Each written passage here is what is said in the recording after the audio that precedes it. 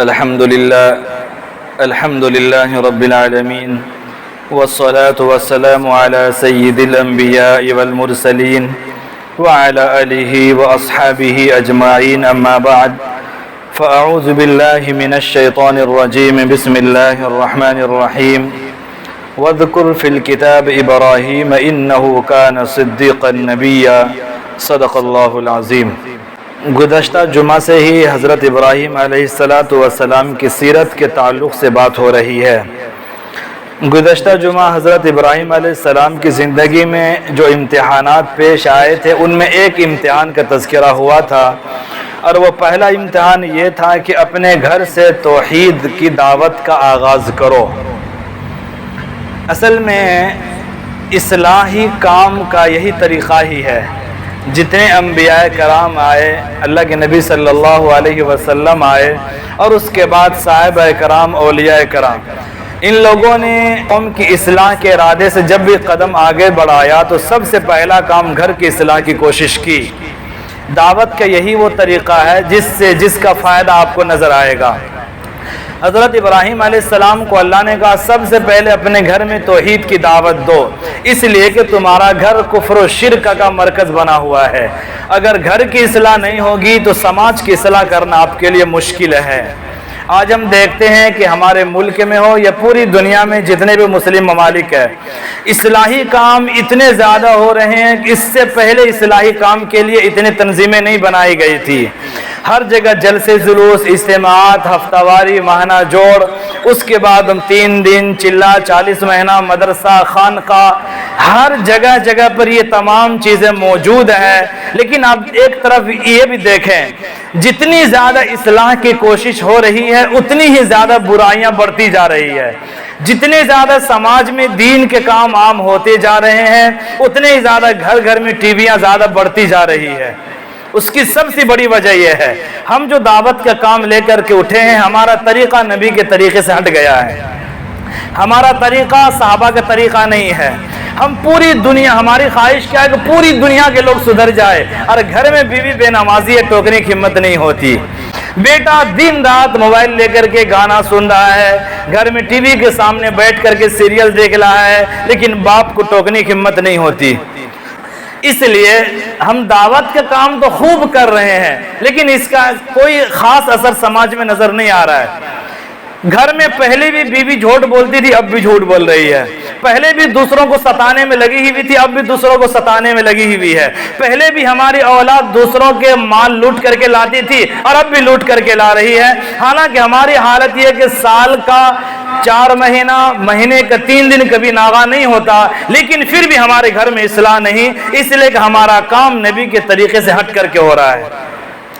اللہ نے ابراہیم علیہ السلام کو کہا دعوت کا کام شروع کرو، لیکن سب سے پہلا کام گھر میں دعوت کی بنیاد ڈالو۔ ابراہیم علیہ السلام نے باپ کو دعوت دی، اور کس انداز سے سمجھایا میں نے قرآن پڑھ کر کے سنایا پچھلے ہفتہ۔ ہر مختلف لہجے سے محبت کے ساتھ سمجھانا شروع کیا، لیکن باپ نے نہیں مانا، تو ابراہیم علیہ السلام اس عقیدے کے ساتھ باپ کے ساتھ کمپرمائز نہیں کیے۔ اے ابو جان، اگر آپ ہمارے مشن میں ہمارے ساتھ دیں گے تو دنیاوی زندگی میں آپ ہمارے حقیقی باپ ہیں، لیکن اگر آپ ہمارے مشن کے خلاف ہیں تو آپ میرے باپ نہیں، آپ سے میرا کوئی رشتہ نہیں ہے۔ سلام علیکم، میں آپ کو سلام کر کے رخصت ہو رہا ہوں۔ یہ وہ بنیادی چیز ہے جو ہر مسلمان کے دل میں ہونی چاہیے۔ اس طرز پر اگر آپ کام کریں گے، چند سال میں آپ کے سماج میں انقلاب برپا ہو جائے گا۔ بیٹا کو خوب سمجھا رہے ہیں، بیٹا بات ماننے کو تیار نہیں، اس سے آپ رشتہ ختم کر دیجئے۔ اگر تم خدا کے فرما بردار نہیں بن سکتے تو تمہارا میرے کوئی ضرورت ہی نہیں ہے۔ لیکن اس طرز پر ہم لوگ کام نہیں کرتے ہیں۔ بیٹا کو جاب لگا ہوا ہے، مہینے کی 30-40 ہزار کما کے لا رہا ہے، اب اگر وہ بیٹا ٹی وی بھی دیکھے تو نہیں ٹوکیں گے، ناراض ہو جائے گا تو کما کے لا کے نہیں دے گا، اگر میں ٹوک دیا تو میرا انکم بند ہو جائے گا۔ اس ڈر سے ہم خدا کی بغاوت کا سامنا کرتے رہتے ہیں، لوگ خدا کے احکام کی دھجیاں اڑاتے ہیں اور ہم اس کے کمائی سے پیٹ بھرتے رہتے ہیں۔ اس لیے دعوت کا کام کا نتیجہ نظر نہیں آ رہا ہے۔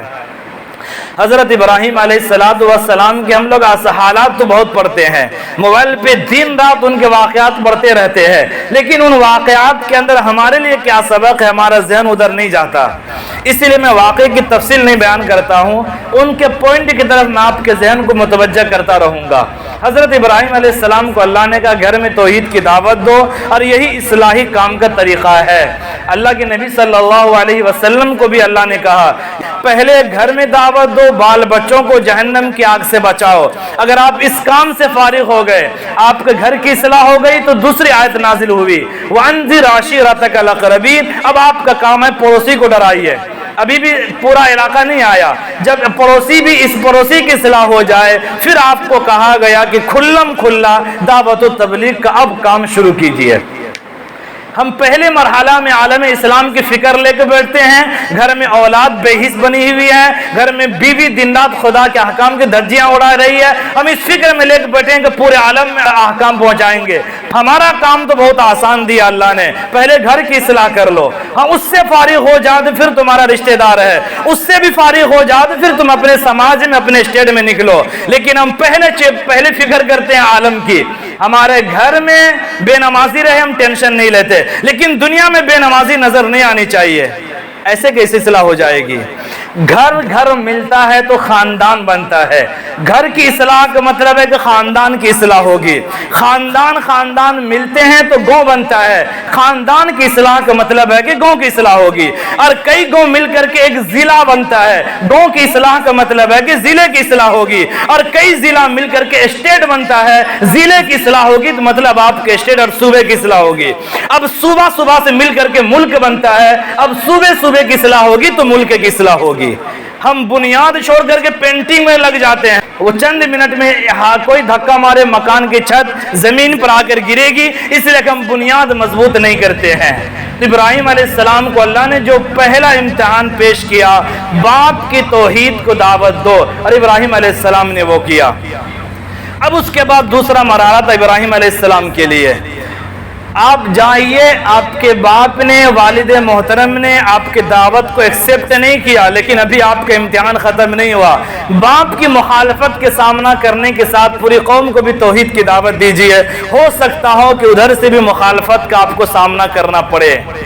اب سوچئے حضرت ابراہیم علیہ السلام نبیوں کا نبی، ابو الانبیاء، آپ کی نسل میں کئی نبی آئے، اللہ نے کیسی زبان فصاحت والی عطا ہوگی ذرا سوچئے۔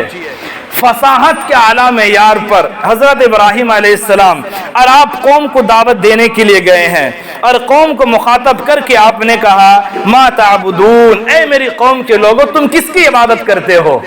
اپنے ہاتھ سے مٹی کے مورتی کی شکل بنا کر کے اسے مندر میں کھڑا کر دیتے، اس کی پوجا کرتے ہو، تمہاری عقل ماری گئی کیا؟ تم کس کی عبادت کرتے ہو؟ تو قوم نے کہا قالوا نعبد اصناما فنظل لها عاکفین۔ سورۃ الشعراء آیت نمبر 17 سے لے کر کے بہت لمبی آیت تک پورا تفصیلی بیان ہے، حضرت ابراہیم علیہ السلام کی تقریر ہے یہ۔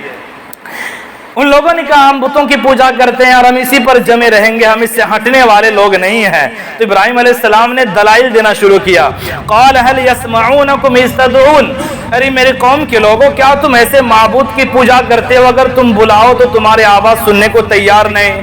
بھلا مجھے بتاؤ کیا تمہارے ان معبودوں نے تم میں کسی بھوکے آدمی کو کھانا کھلایا ہے؟ تمہارے ان معبودوں نے تم میں کسی بیمار کو صحت و تندرستی عطا کی ہے؟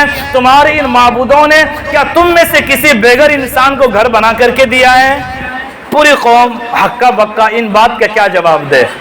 تو جو باطل کا ایک طرز ہے، پھر اسی طرز پر وہ لوگ آ گئے، قالوا وجدنا آباءنا كذلك يفعلون، ہم نے باپ دادا کو یہی کرتے ہوئے دیکھا اس لیے ہم بھی کر رہے ہیں، ہمارے سامنے تمام دلیلیں آپ کی بیکار ہے۔ اور یہ باطل کا بہت بڑا پروپیگنڈا ہے، اور آج ہمارے مسلم سماج میں بھی یہ مزاج بن گیا ہے۔ ایک زمانے سے ایک رسم باپ دادا کر رہے ہیں، ایک امام صاحب آئے، عالم مفتی قاضی، اللہ نے اسے شریعت کا علم دیا، علم کی روشنی میں بتائے گا کہ آپ کی یہ رسم غلط ہے۔ کہاں سے پڑھ کے آ گئے؟ ہم نے تو باپ دادا کو یہی کرتے ہوئے دیکھا، ہمارے سامنے زیادہ بڑے عالم بننے کی کوشش مت کیجیے۔ جو طرز کافروں کا رہا ہے، اب وہ طریقہ آج کے مسلمانوں نے اختیار کیا ہے۔ اسے بتائیے کہ شادی میں بارات لے کر کے جانا جائز نہیں ہے، یہ اسلام کا طریقہ نہیں ہے۔ وہ کہیں گے باپ دادا کے زمانے سے بارات کی رسم چل رہی ہے، آپ کون منع کرنے والے ہیں؟ اسے بتائیے کہ شادی میں لڑکی اگر دعوت دے تو اس کے طرف کھانے کے لیے نہیں جانا ہے، چونکہ شادی کے بعد لڑکا کا کام ولیمہ کھلانا یہ ثابت ہے، لڑکی دعوت کر کے کھلائے یہ ثابت شریعت میں نہیں ہے۔ اب بتائیے تو چونکہ مسئلہ کھانے کا ہے اور ہم مسلم قوم ایسی ہے کہ کھانے کے لیے سب کچھ قربانی کرنے کو تیار ہو جاتے ہیں، اب اسے بتائیے تو کہیں گے آپ کہاں سے پڑھ کے آ گئے؟ آج ہم نے تو کئی ساری دعوتیں اڑا دی ہیں۔ تو جو طرز باطل کا ہے اب وہی طرز ہمارا بنتا جا رہا ہے، یہ خطرے کی گھنٹی ہے، اس سے ہمیں باز آنے کی ضرورت ہے۔ تو ان کے قوم نے بھی وہی کہا، ہم نے باپ دادا کو یہی کرتے ہوئے پایا اس لیے ہم یہی کر رہے ہیں۔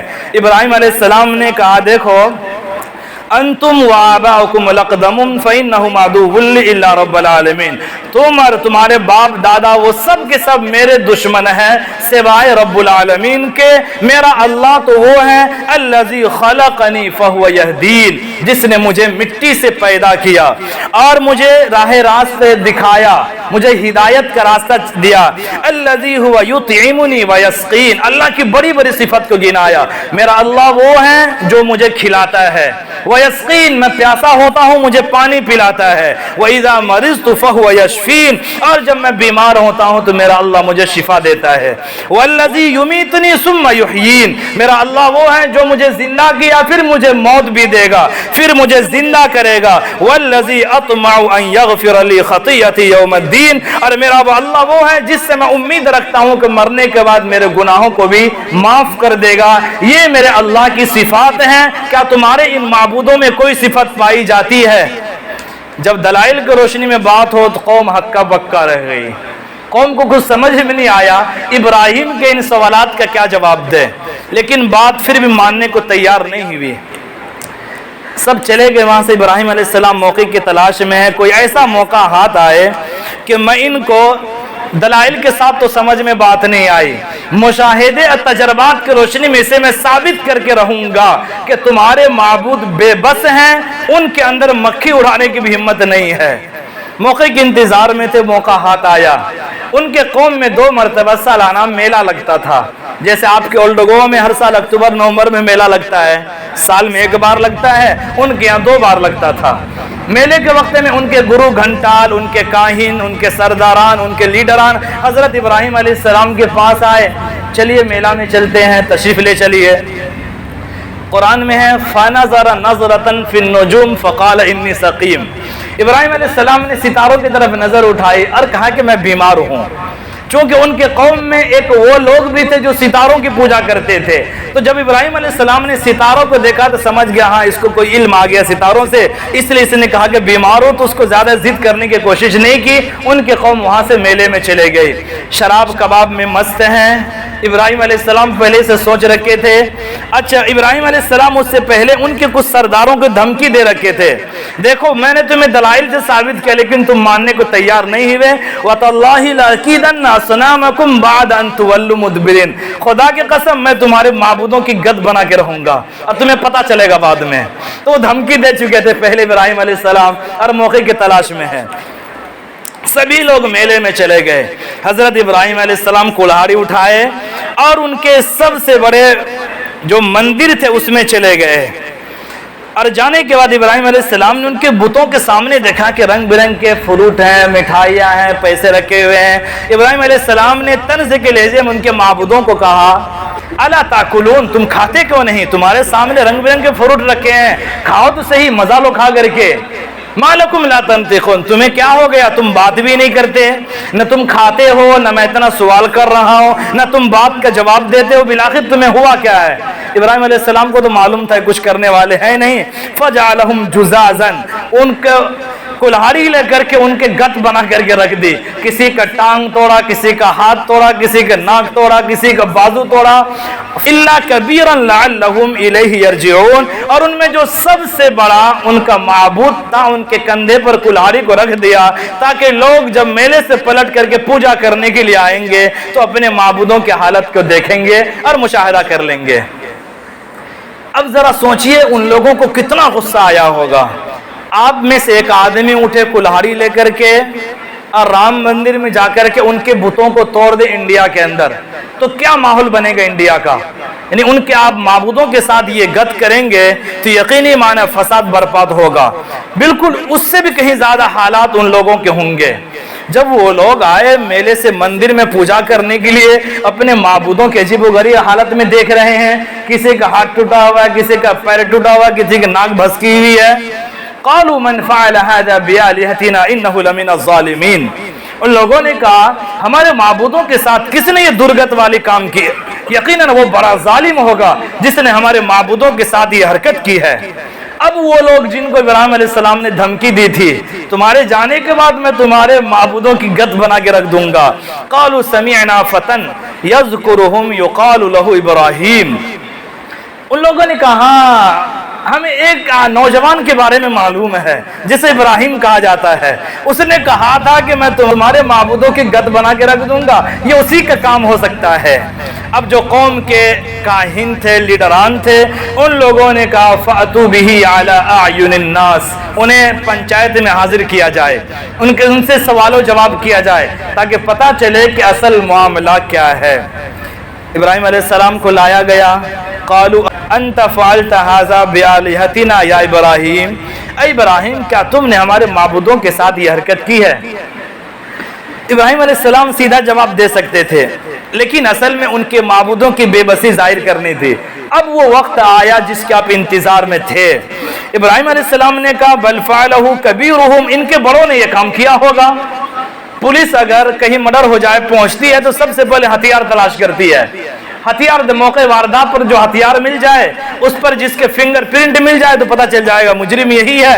بھائی تمہارے بڑے معبود نے یہ کام کیا ہوگا، کلہاڑی بھی ان کے پاس ہے اور ان کے علاوہ سب تمہارے معبود گرے پڑے ہیں، یہی صرف باقی ہے۔ اس کا مطلب ہے کہ یہی تمہارے چھوٹے معبودوں کے ساتھ یہ حرکت کی ہے۔ اگر یہ بول سکتے ہیں تو ان سے بات کر لو۔ اب سب کو سمجھ میں آ گیا ہاں ابراہیم کیا کہنا چاہ رہا ہے۔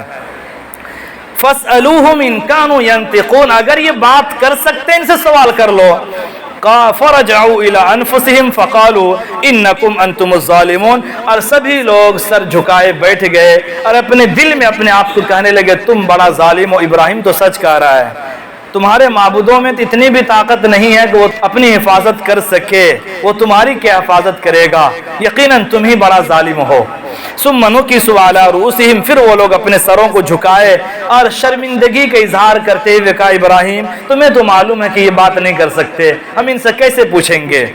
اب ابراہیم علیہ السلام نے ہتھوڑا مارا عقل پہ، اُفِّل لَكُمْ وَلِمَا تَعْبُدُونَ، مجھے افسوس ہے تمہاری عقل پر اور تمہارے ان معبودوں پر جو اپنی حفاظت نہیں کر سکتے، تم ان کی پوجا کرتے ہو۔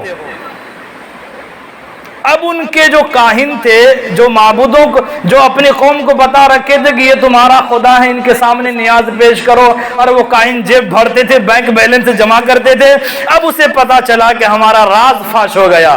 اب اگر قوم کو ابھی میں برانگیخت نہ کروں، اس کو جوش میں دلاؤں تو یہ ہماری درگت بنا کے رکھ دیں گے۔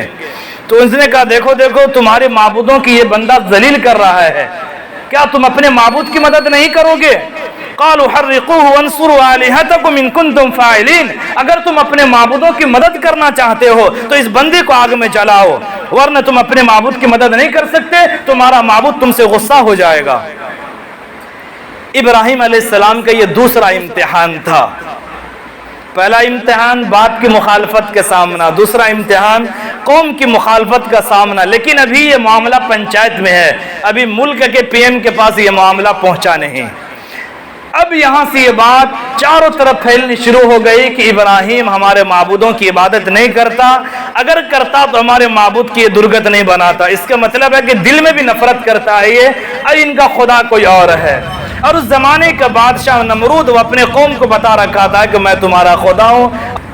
نمرود نے طریقہ ایجاد کر رکھا تھا کہ تمام لوگ کھیتی کرنے کے بعد غلہ ان کے پاس جمع کریں گے اور وہ سبھی لوگ آ کر کے ان کے سامنے سر جھکائیں گے، پھر نمرود اس کو رزق دے گا، اور یہ ان کا مطلب تھا کہ میں تمہارا خدا ہوں، میرے سامنے سر جھکاؤ تو تمہیں روزی ملے گی۔ ابھی نمرود تک یہ خبر پہنچی کہ ہمارے ملک میں ایک نوجوان ہے، صرف ایک نوجوان، وہ ہمارے معبود کا ہم کو معبود نہیں مانتا، ان کا معبود کوئی اور ہے، لہذا انہوں نے پولیس کو ایک دستہ بھیجا، اس بندے کو گرفتار کر کے میرے سامنے پیش کیا جائے۔ اس کا واقعہ تیسرے پارے میں دوسرا صفحہ میں ہے۔ ابراہیم علیہ السلام کو نمرود کے سامنے پیش کیا گیا۔ الم تر الی الذی حاج ابراہیم فی ربی، ابراہیم علیہ السلام کو نمرود نے سوال کیا، اگر میں تمہارا خدا نہیں ہوں تو تمہارا خدا کون ہے؟ ابراہیم علیہ السلام نے کہا میرا خدا وہ ہے جو مردوں کو زندہ کرتا ہے اور زندوں کو موت دیتا ہے۔ تو نمرود نے کہا یہ کام تو میں بھی کر سکتا ہوں۔ جیل سے دو قیدی کو منگایا، ایک وہ جو معصوم تھا، ایک وہ جن کے بارے میں پھانسی کا فیصلہ ہو چکا تھا۔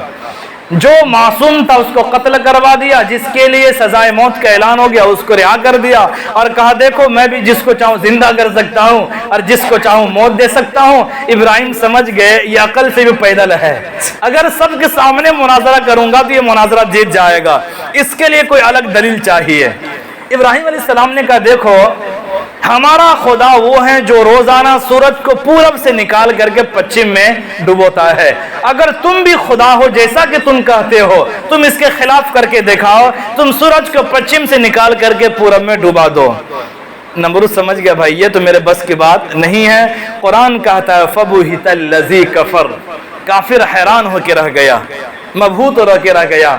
اب نمرود نے سوچا کہ اب میری بادشاہت کو خطرہ ہے، لہٰذا اب ان کو جلا دیا جائے، ان کی پنچایت میں جو فیصلہ ہوا تھا اسی پر عمل کیا جائے۔ نمرود نے تمام لوگوں کو ان کے خلاف بھڑکایا اور بولا کہ آگ جلاؤ، اور سب مل کر کے کئی دنوں تک آگ جلایا۔ اس کے بعد ابراہیم علیہ السلام کو ان ظالموں نے آگ میں ڈال دیا۔ تذکرۃ الانبیاء ایک کتاب کا نام ہے، اس میں یہاں پر ایک بہت پوائنٹ کی بات لکھی ہوئی ہے۔ جب ابراہیم علیہ السلام کو آگ میں ڈال دیا تو چاروں بڑے بڑے فرشتے اجازت سے مرضی کے بغیر چاروں فرشتے حضرت ابراہیم کے پاس آئے۔ ان میں ایک تھے حضرت میکائیل علیہ السلام جن کا کام ہے بارش برسانا۔ اس نے کہا ابراہیم اگر اجازت دو تو میں بارش برسا کر کے آگ بجھا دوں گا۔ تو حضرت ابراہیم نے کہا تم اللہ کی مرضی سے آئے ہو یا اپنی مرضی سے آئے ہو؟ تو فرشتوں نے کہا اللہ کی اجازت سے اور اپنی مرضی سے آیا ہوں۔ تو ابراہیم علیہ السلام نے کہا کہ اللہ میرے دلوں کو بات جاننے والا ہے، اگر وہ اللہ چاہے تو میری مدد خود کر سکتا ہے، تمہارے سہارے کی ہمیں ضرورت نہیں ہے۔